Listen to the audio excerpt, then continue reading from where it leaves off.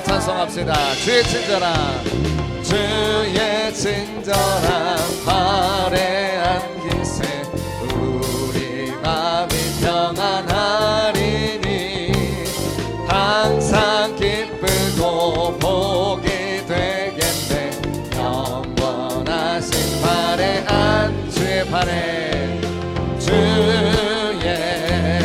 발에 그 크신 발에 안기세 주의 발에 영원하신 발에 안 기절합시다. 날이 갈수록 주의 사랑이 두루 광명하게 비치고 전성 가는 길 편히 가리니 영원하신 발에 안기 주의 발에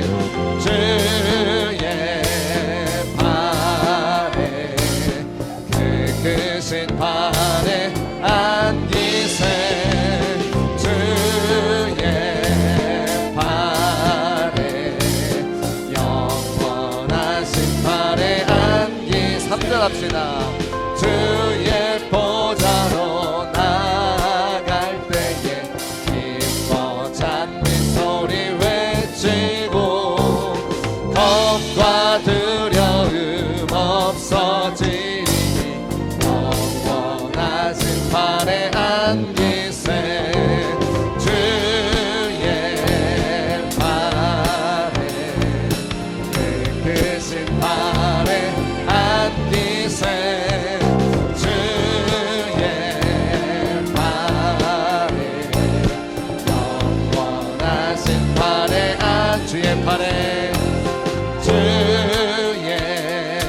발에 그 크신 발에 안기세 주의 발에 영원하신 발에 안 주님의 발에 주의 발에 그 크신 발에 안기세 주의 발에 영원하신 발에 안기세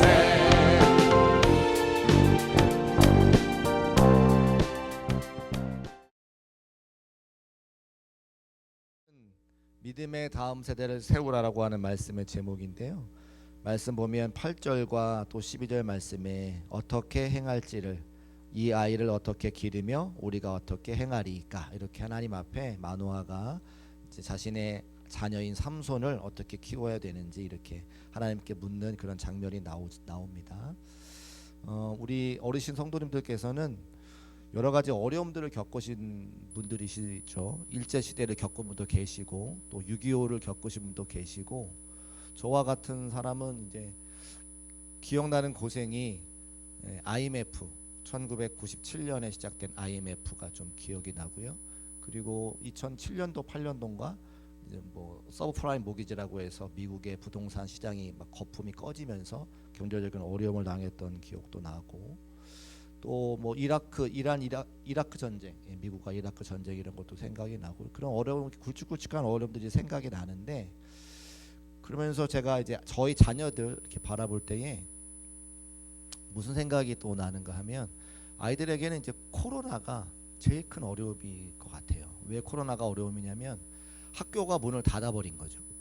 학교를 가지 못하니까 영상을 보면서 그때 코로나가 준비가 되어 있는 나라가 없었어요. 그래서 교육할 때도 다 막 전전긍긍 어떻게 될지 잘 모르다가 이제 우리 영상을 이렇게 유튜브로 선생님들이 갑자기 막 이렇게 수업을 준비하고 그 아이들도 학교 다 못 가고 이렇게 학교에서 보내주는 책 보고 문제집 보면서 하고 그게 이제 그래서 그때 그 처음 코로나를 겪었던 아이가 저희 큰 아이입니다.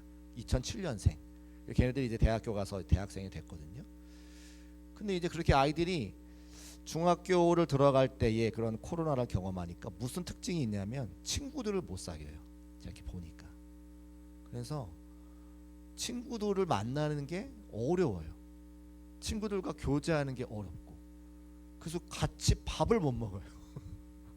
보니까 그렇더라고요. 그래서 요즘 아이들이 저희 자녀들 세대가 친구 사귀는 게 어렵고 밥을 혼자 먹고 또 이렇게 잘 누군가와 타인과 대화하는 거 관계를 맺는 게 참 어렵다라는 생각을 하게 됩니다. 그래서 인생이 30년 삶이 30년 주기라고 제가 생각을 하는데 굵직굵직한 여러 가지 사건들로 인해서 우리가 경험하는 경험의 폭이 다르다라고 하는 걸 제가 경험하게 됩니다. 그래서 저와 같은 경우에는 친구 사귀는 건 별로 이렇게 어려운 게 없거든요.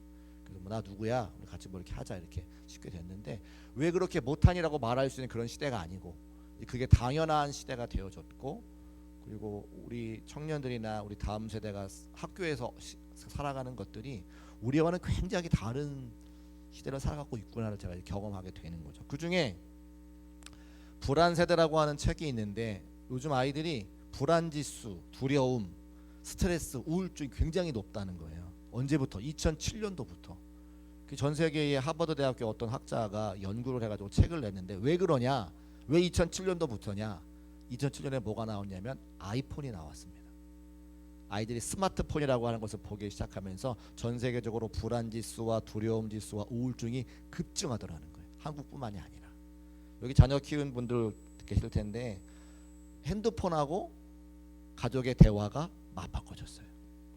전철을 타면 다 뭐하고 있습니까? 다 핸드폰 보고 있어요. 그러니까 이게 우리가 몰랐는데 한 15년, 20년 지나오면서 사람들의 패턴이 완전히 바뀌고 그에 대한 좋은 점도 있지만 폐단들이 너무나 많다는 걸 이제 보게 되죠. 그래서 요즘에 이제 뭐 유럽 같은데 또 호주 같은 데는 아예 16세 이하의 스마트폰을 금지하는 SNS를 금지하는 법이 통과가 돼서 그렇게 활용하고 있는 거죠. 요즘에 교회 학교에서도 영상으로 예배를 안 드릴 수가 없죠. 예, 영상으로 예배를 안 드릴 수가 없습니다. 그래서 제가 고민을 하는 거예요.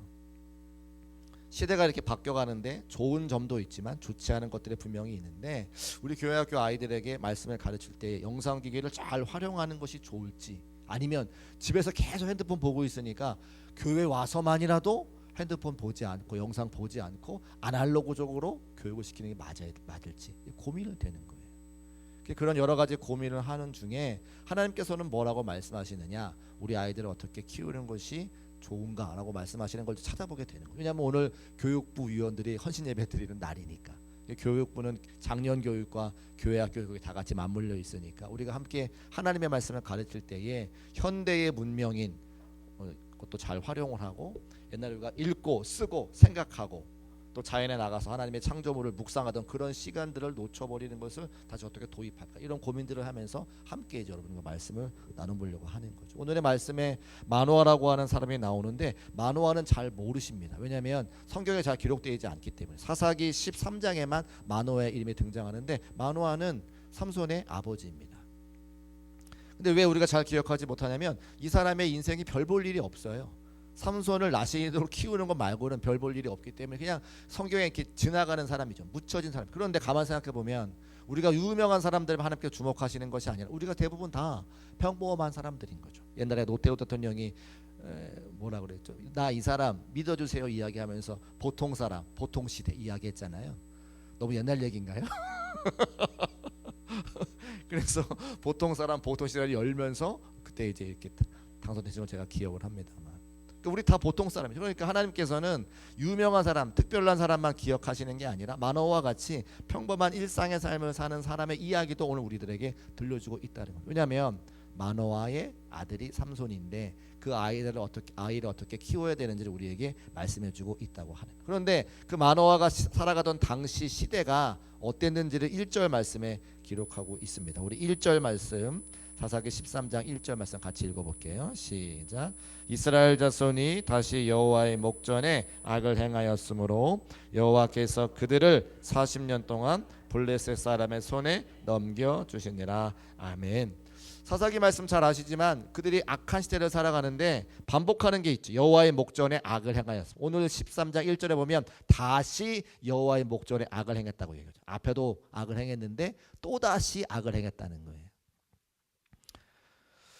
그러면 마노아가 살아가던 당시에 그 시대의 문화상이 우리와 다르지 않고 악을 저지르고 본받을 수 없는 그런 세상을 살아갔다라고 하는 걸 우리가 짐작할 수 있습니다. 그런데 그러면 어떤 시대를 살아갔느냐? 오늘 함께 읽지 않았지만 12장 8절 9절가 보면 사사 입산이 나오거든요. 베들레헴의 사사 입산 8절에 나오는데 사사는 누굽니까?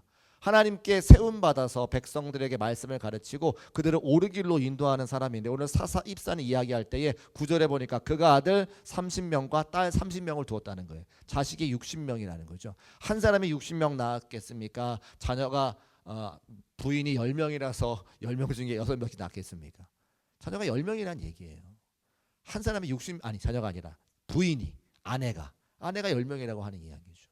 어떻게 한 사람이 60명의 아들을 낳을 수가 있겠어요? 아내가 많다는 겁니다. 하나님의 말씀을 받고 하나님의 말씀 백성들에게 가르쳐야 되는 사람이 부인을 10명이나 거들어요. 하나님의 말씀과 정반대로 살아가는 사람. 누가? 사사가 그 정도로 살아갈 정도면 일반 성도들은 어떻습니까? 일반 백성은 어떻습니까? 악이 만연한 시대를 살아보고 있는 거예요.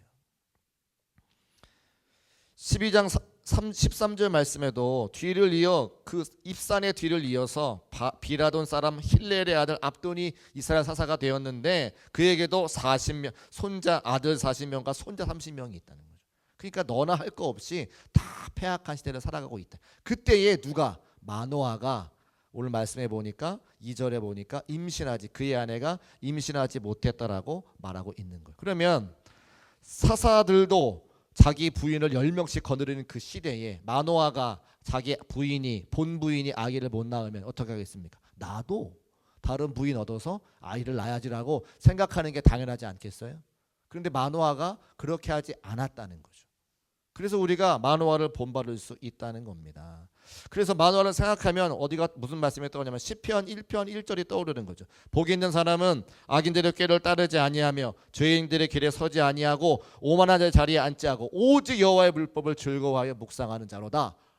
마노아가 어떻게 그러면 사사들도 그렇게 타락하는 시대에 하나님의 말씀 순종하려고 다른 아내를 얻지 않고 자기 임신하지 못하는 아내를 데리고 기도할 수 있었느냐? 그가 평소에 하나님의 말씀을 주야로 묵상하는 사람이었기 때문에 모든 사람이 타락해도 자신만은 타락하지 않고 죄를 짓지 않고 하나님의 말씀을 붙잡았다는 거예요. 우리 중국교회 모든 성도님들은 악인들의 꾀를 따르지 아니하고 죄인들의 길에 서지 아니하고 오만한 자의 자리에 앉지 않는 의인 되시기를, 복 있는 사람 되시기를 주님의 이름으로 축복합니다.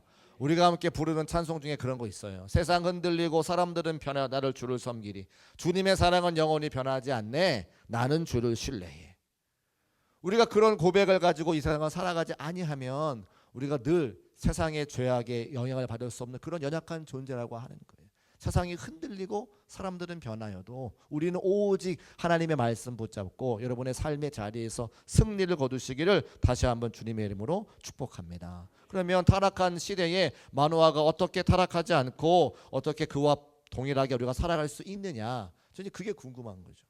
그런데 제가 오늘 세 가지로 좀 말씀을 드리려고 하는데, 하나님께서 어떤 사람을 찾으시느냐, 성공하는 사람이 아니라 구별된 사람을 찾으신다는 거예요. 같이 한번 따라 하실까요? 하나님은 구별된 사람을 찾습니다. 성공하는 사람이 아니라 구별된 사람을 찾으시다라는 거죠. 3절 말씀 우리 같이 한번 읽어볼게요. 3절 올려주시고 함께 읽어보겠습니다. 시작. 여호와의 사자가 그 여인에게 나타나서 그에게 이르시되 보라, 네가 본래 임신하지 못하였으므로 출산하지 못하였으나 이제 임신하여 아들을 낳으리니 아들을 주시겠다고 하는 수태구지의 말씀을 들으니까 얼마나 마노아와 그의 아내가 기뻤겠습니까. 그런데 아들을 주시겠다고 하시면서 조건을 주세요. 조건.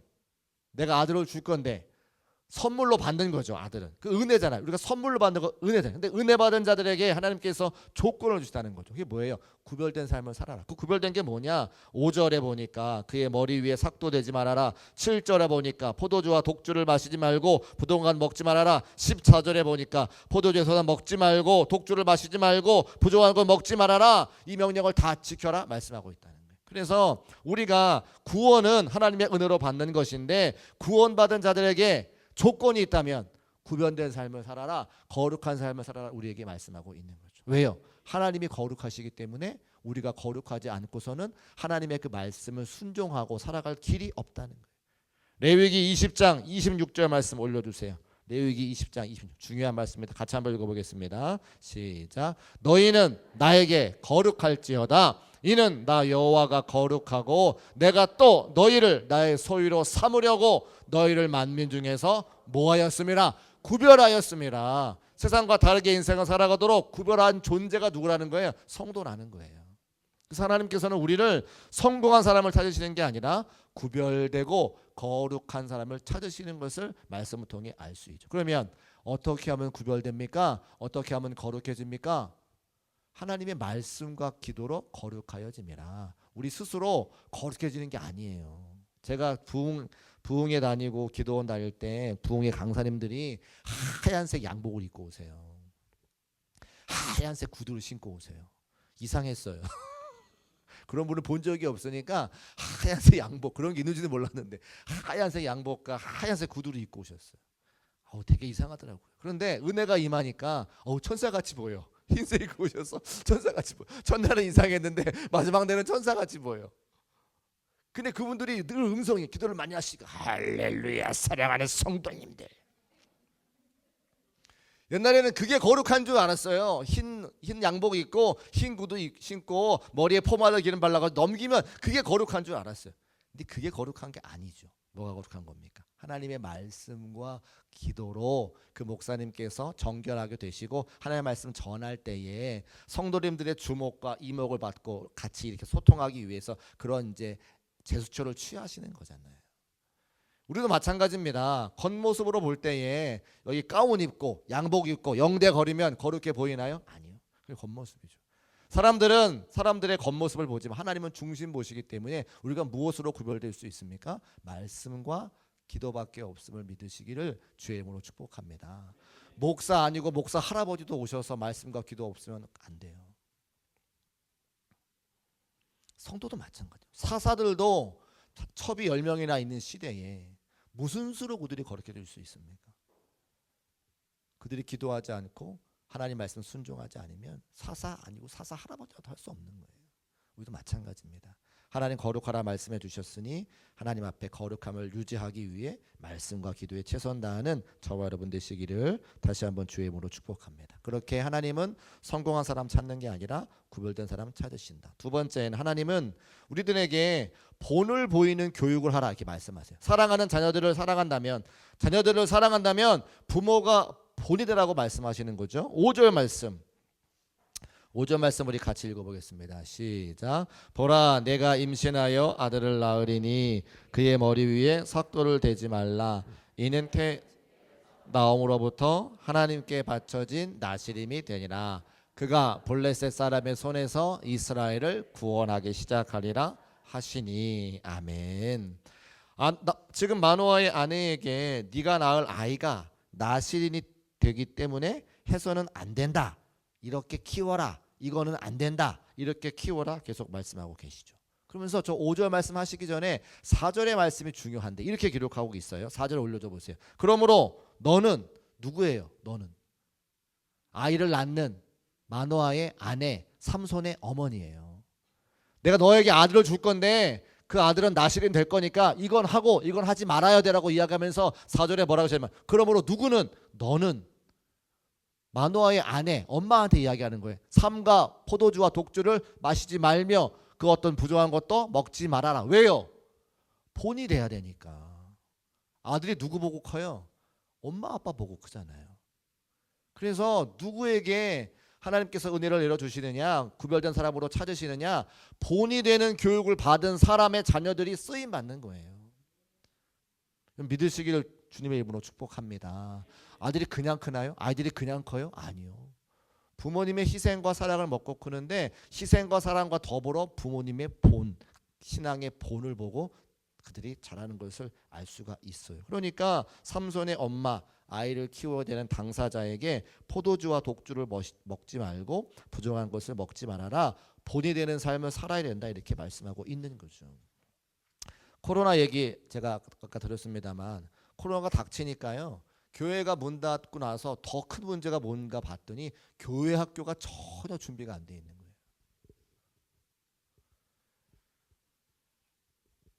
그래서 교회 학교가 그때 애를 많이 썼어요. 근데 뭐가 발견이 됐냐면 부모님의 신앙과 아이들의 신앙이 완전 다른 거를 그때 발견해요. 교회에서는 생각할 때에 부모님이 장로님, 부모님이 권사님, 부모님이 집사님이면 아이들도 권사님 아들, 장로님 아들, 집사님 아들이라고 생각을 하고 있어요. 저도 그랬어요. 근데 아니더라는 거예요. 아이들의 신앙은 부모님의 신앙과 전혀 관계가 없어요. 그런데 부모님들은 교회에다 아이들을 맡겨두세요. 일주일에 1시간. 그 1시간도 학원 가잖아요. 시험 기간 되잖아요. 안 보내요.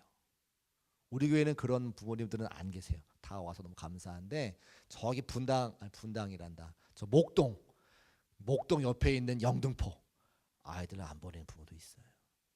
그러면 아이들이 일주일을 살아가는 160 몇 시간인가가 되는 시간에 예배드리려는 1시간 나머지는 다 누구랑 같이 있어요? 부모님이랑 같이 있어요. 그러니까 무슨 이야기를 하냐면 교사 선생님들이 열심히 애를 쓰고 기도해서 말씀을 가르쳐도 부모님과 함께하는 시간에 절대적으로 그 시간이 부족한 거를 그때부터 교회학교가 깨닫기 시작하는 거예요.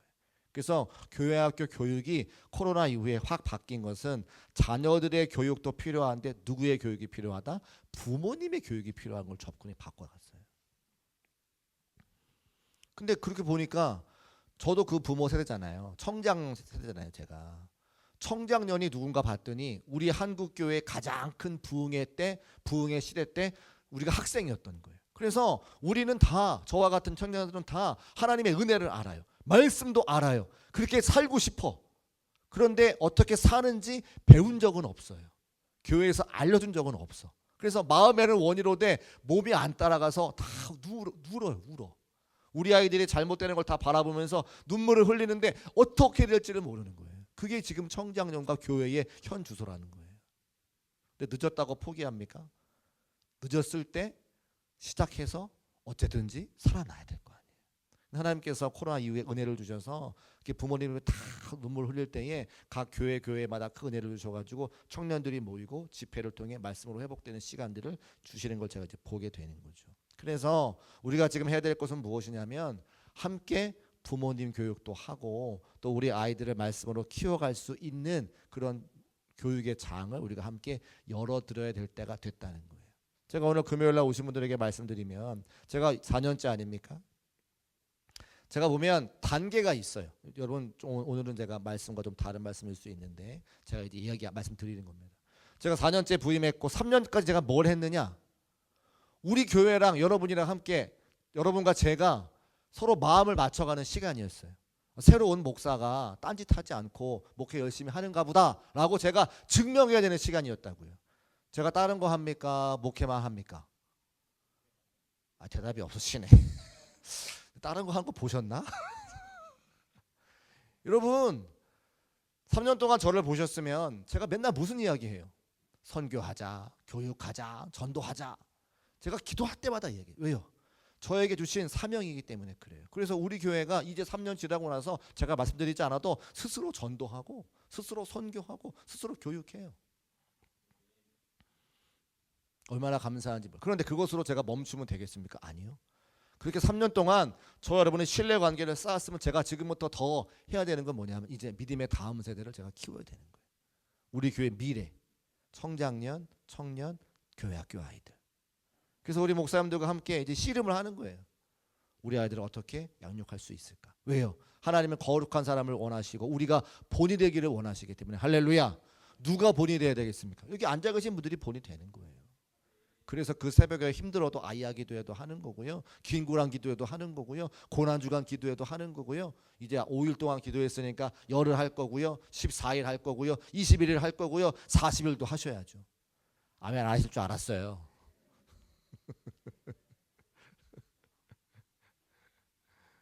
왜냐하면 그게 우리가 아이들에게 줄 수 있는 유일한 본이기 때문에. 그래서 저는 함께 우리에게 동력하면서 이제 우리가 믿음의 다음 세대를 키워가고 우리의 미래를 준비하는 데에 함께 기도하고 또 우리가 함께 힘을 모아야 되겠다 그런 생각을 하고 있습니다. 오늘 우리에게 주실 때에 신앙의 의미를 부여하고 우리에게 본이 되라 말씀하실 때에 여러분 각자에게 또 각자 자녀들에게 자손들에게 본이 되시고 또 우리 교회의 많은 다음 세대들에게 후배들에게 본이 될 수 있는 저와 여러분 되시기를 주의 이름으로 축복합니다. 그러면서 제가 한 가지만 더 말씀을 드리면 우리 사사기 13장 3절 말씀 제가 한번 읽어볼게요. 아까 읽었던 말씀인데 3절. 여호와의 사자가 그에게 나타나서 그에게 이르시되 보라 내가 본래 임신하지 못함으로 출산하지 못하였으나 이제 임신하여 아들을 낳으리니. 아이를 갖지 못하는 가정에 아이를 두셨으면 그 가정이 얼마나 기쁨과 감사가 넘치겠습니까? 여러분 신앙생활이 기쁘세요? 솔직하게 한번 말씀해 보십시오. 신앙생활이 좋으세요? 제가 다녔던 교회들은요 신앙생활을 억지로 하는 분들이 있어요. 억지로. 근데 제가 아무리 봐도 신앙생활은요 기뻐야 되겠더라고요. 감사가 넘쳐야 되겠더라고요. 뭔가 좋은 게 있어야죠. 그리고 좋아야 다닐 수 있어요. 그럼 목사가 교회가 좋게 하려면 어떻게 해야 됩니까? 말씀을 잘 전해야 돼요. 말씀이 은혜가 돼야 돼요. 그래서 제가 늘 기도하는 건 한 가지예요. 사실 하나님 중국교회 우리 성도님들에게 하나님 말씀 은혜가 될 수 있도록 저를 사용해달라고 기도하는 거거든요. 아니 목사가 다른 기도 제목이 있을 게 뭐가 있어요? 하나님 우리 교회가 은혜가 되고 감사가 넘치고 기쁨이 넘치려면 제가 말씀을 잘 전해야 되겠는데 저는 부족한 거 아시니까 제게 입술에 건설을 하려고 기도하는 거죠. 그래서 은혜가 넘치면 여러분의 신앙생활이 기쁘고 행복하고 와서 우시고 회복되고 그러면 신앙생활은 기쁘고 감사한 건데 그게 안 되면요 교회를 억지로 오는 거예요. 가기 싫은데 억지로 와야 돼요. 그런 관점을 가지고 제가 주일에부터 룻기 말씀 전할 건데 하나님께서 저에게 그런 기도의 제목에 응답을 주시는지 룻기 말씀을 제가 주일부터 전할 건데요. 룻기에 베들레헴이 나와요. 베들레헴. 그런데 엘리멜렉이라고 하는 사람이 나오미와 함께 베들레헴을 떠나가요. 베들레헴의 뜻이 뭔지 아세요? 빵집, 떡집. 베들레헴에 떡집에 떡이 없어지니까 교인들이 떠나더라고요. 근데 교인들이 교회를 떠나면 다 망해요. 아들도 죽고. 그런데 그 베들레헴에 하나님의 은혜가 다시 회복됐다. 빵집에 빵이 넘쳐서 소식을 듣고 나서 나오미가 돌아오죠. 그때부터 회복되더라는 거예요. 제가 무릎을 탁 치면서 하나님이 저희를 주시는 말씀이 생각이 났어요. 우리 교회가 베들레헴인데 이 베들레헴에 뭐가 있어야 되냐? 하나님의 말씀이 흥황해야 되겠구나. 하나님의 말씀에 은혜가 임해야 되겠구나. 저에게 말씀을 주셨어요. 그리고 그 말씀 앞에 함께 와서 우리가 신앙이 회복되어지고 함께 울고 거룩해지고 정결해지기를 원하며 그 받은 바 은혜에 감사하면 사역은 저절로 되는 거죠. 그래서 금요일이 중요한 것은 금요일에 함께 저와 여러분이 기도할 때에 우리 교회, 우리 중국교회가 어떤 교회가 되기를 원하느냐 우리가 기도하는 거예요. 말씀이 은혜가 되는 교회, 성도들의 삶의 자리가 회복되는 교회, 기도의 제목이 응답되는 교회로 우리가 함께 기도하며 만들어 가는 거죠. 사랑하는 중국교회 성도 여러분, 오늘 제가 여러 말씀 갑자기 드리게 되었는데 하나님께서 우리 자녀들에게 본이 되어라 말씀하십니다. 우리 선생님들에게 학생들에게 본이 되어라 말씀하십니다. 저희에게 성도들에게 본이 되라 말씀하시는 거예요. 우리가 무엇으로도 그걸 못해요. 말씀과 기도 아니고서는 되지 않는 겁니다. 그래서 오늘 이 자리에 함께 오셨으니까 하나님을 사랑하는 만큼 우리 중국교회를 사랑하니까 우리가 함께 모여서 말씀과 기도를 통해 성도들에게 학생들에게 자녀들에게 본이 되어서 하나님 우리에게 원하시는 사명 잘 감당하고 큰 영광 올려드릴 수 있는 또 우리 다음 세대를 잘 키워낼 수 있는 저와 여러분 되시기를 주님의 이름으로 축복합니다.